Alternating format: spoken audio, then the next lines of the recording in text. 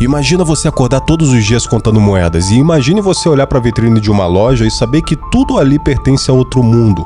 Um mundo que parece existir a poucos metros de distância, mas que para você é simplesmente inalcançável. Agora imagine descobrir uma forma de copiar dinheiro. Parece o início de uma fantasia ou até mesmo um golpe perfeito. Mas essa é apenas a superfície de O Homem que Copiava, um dos filmes brasileiros mais inteligentes já produzidos. Porque no fundo essa não é uma história sobre crime. É uma história sobre um dos maiores problemas dos brasileiros: pobreza. A história acompanha André, um jovem aparentemente comum que trabalha em uma copiadora. Sua vida é pequena, seu salário é pequeno e seus sonhos são pequenos. E isso não acontece porque ele não tem imaginação. Acontece porque a pobreza ela tem uma espécie de efeito silencioso sobre as pessoas. Ela não tira apenas o dinheiro, ela reduz horizontes. E quando você vive sem recursos, passa boa parte da sua energia tentando sobreviver. Pensando na conta que vence amanhã, pensando no aluguel e até mesmo pensando na passagem de ônibus. Pensando até mesmo como fazer o pouco dinheirinho durar mais alguns dias. E André, ele vive exatamente nesse universo. Um universo onde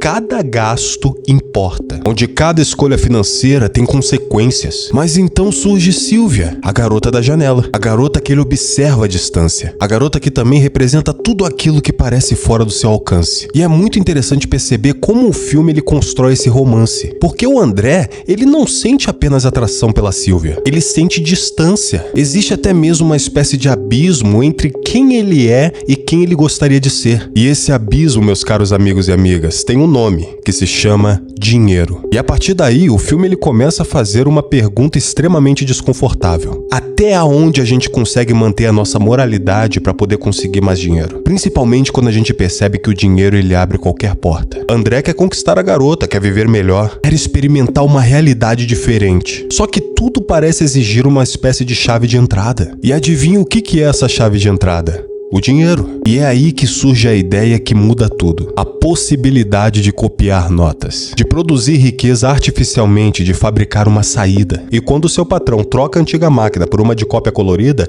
é aí que André coloca o plano em ação. Só que não é tão simples por causa de 3 questões. A primeira é que você tem que ter muita precisão para alinhar frente e verso da nota na hora que for fazer a cópia. A segunda é que se você reparar bem, você vê imperfeições. E a terceira é que era muito difícil para o André conseguir uma nota de R$50. Mas mesmo com esses impasses, André não desiste. E é nesse momento que o filme ele deixa de ser apenas comédia romântica e ele se transforma em uma reflexão sobre desejo humano. Porque o dinheiro, ele possui uma característica curiosa. Ele não é apenas papel, ele é possibilidade. Porque uma nota de dinheiro pode se transformar em comida, pode se transformar em moradia, em viagens, em conforto, em segurança, em tempo, até mesmo em liberdade. E para alguém que vive constantemente limitado pela falta desses elementos, o dinheiro ele deixa de ser um objeto. Ele simplesmente se torna uma promessa. Por isso é tão fácil julgar André quando a gente observa a história de fora. Mas o filme nos obriga a enxergar o mundo pelos olhos dele. E pelos olhos dele, a lógica ela parece simples. Se o dinheiro abre todas as portas, por que continuar do lado de fora? E a grande genialidade desse filme está justamente em não transformar seu protagonista em um vilão clássico. Porque ele não é um criminoso frio, tampouco um gênio do mal. Ele também não é alguém movido por ganância infinita. Ele é apenas um cara cansado de perder, cansado de ficar olhando para uma vida melhor através do vidro. E talvez seja por isso que tantas pessoas se identificam com ele. Porque em algum momento, todos nós já sentimos que a nossa vida ela poderia ser diferente se tivéssemos um pouco mais de dinheiro. E eu não tô dizendo milhões, só um pouco mais. O suficiente para dormir sem preocupações. Até mesmo o suficiente para transformar problemas gigantes em problemas administráveis. Existe uma frase que ela é muito repetida que ela diz o seguinte: dinheiro não traz felicidade. Só que a realidade ela costuma ser muito mais complexa. O dinheiro talvez não compre amor, não compre propósito, não compre amizades verdadeiras. Mas ele compra tranquilidade. Tranquilidade é um ingrediente importantíssimo da felicidade. E quem nunca precisou escolher entre pagar uma conta ou realizar um sonho, dificilmente vai entender isso. Porque para quem vive na escassez, o dinheiro não representa luxo. Ele representa alívio. E o filme entende isso perfeitamente. E conforme André consegue mais recursos, a sua vida começa a mudar. As oportunidades aparecem, as possibilidades elas aumentam, o mundo ele se torna maior. E finalmente as portas elas começam a se abrir. E é impossível não perceber uma outra verdade realidade desconfortável. Muitas portas só se abrem para quem realmente pode pagar por elas. E eu falo isso porque a sociedade ela adora vender a ideia de que tudo depende apenas de esforço. Mas o filme ele mostra algo que muita gente prefere ignorar. Algumas pessoas elas passam a vida correndo uma maratona. Outras começam a corrida dezenas de quilômetros à frente. E é por isso que o dinheiro ele exerce tanto fascínio, porque ele é capaz de encurtar a distância, de acelerar a trajetória. Ah, você não tem dinheiro porque não estudou e eu não estudei porque eu não tive dinheiro. Ah, mas quantas pessoas pobres conseguiram bolsa de estudo? Mas aí a gente está falando de uma questão de estatística. Uma outra questão também que eu acho muito interessante é um outro lado que o filme mostra. Porque quanto mais André se aproxima dos seus sonhos, mais o filme ele questiona o verdadeiro valor dessas conquistas. Afinal, o que estamos realmente buscando? Dinheiro? Você vê que André ele busca conforto, tranquilidade e possibilidades. Mas tudo isso é apenas para uma coisa: ser amado. Se todos nós analisarmos bem, todos nós queremos ser amados. Quando você compra um Nike Air Jordan de R$5.000, você quer que as pessoas olhem. E você quer que as pessoas te admirem por isso. Quando você compra um carro importado, você quer que as pessoas te olhem. Você também quer que elas te admirem por isso. O ser humano ele tem uma grande necessidade de aceitação. Muitas das vezes uma camisa de R$9,90 tem a mesma relevância de uma camisa de R$199,90. Mas o que muda? A marca estampada no peito. E a partir de agora, você não está mais comprando uma camisa, você está comprando status. Olha o exemplo do próprio Cardoso, nunca teve uma chance com a belíssima Maria Inês. Por quê? Porque ele não era bonito e nem tinha dinheiro. Mas quando a coisa muda e dinheiro não é mais um problema na vida dele, ela rapidinho abre as duas pernas do compasso. Ou seja, uma coisa que era impossível, rapidamente se torna possível. Se você parar e ver bem, quase ninguém sonha com números em uma conta bancária. As pessoas sonham com o que esses números representam: liberdade, respeito, segurança, amor, reconhecimento e tempo. É que se tem uma coisa que eu aprendi nesse tempo de vida que o dinheiro compra, é tempo de qualidade. O que é tempo de qualidade? Não é tempo trabalhando, é tempo se divertindo. O dinheiro também determina o nosso endereço, onde nós moramos, onde nós estudamos, onde nós comemos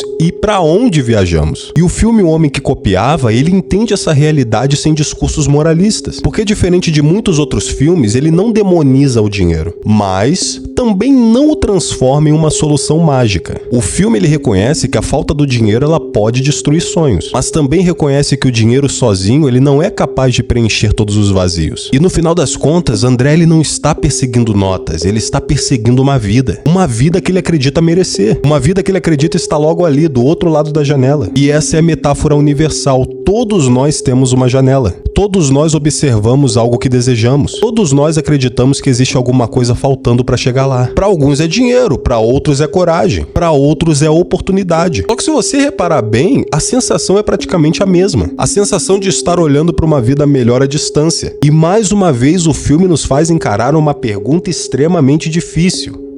Se você tivesse a chance de eliminar todos os obstáculos entre você e os seus sonhos, até onde você iria para conseguir isso? Sabe o engraçado? Talvez essa resposta ela diga mais sobre nós do que sobre o próprio André. E é aí que mora a genialidade por trás desse filme brasileiro. Porque ele começa falando sobre dinheiro, mas termina falando sobre natureza humana. E essas duas coisas, gostemos ou não, estão muito mais conectadas do que costumamos admitir. E você, qual é a sua opinião sobre esse filme tão maravilhoso que fala sobre a vida real? Deixa nos comentários, eu gostaria muito de saber. Meus queridos amantes do cinema, esse aqui foi o nosso Clube da Análise. Muito obrigado pela sua atenção. Não se esqueça, temos vídeo toda semana e até a próxima. Que Deus abençoe a todos.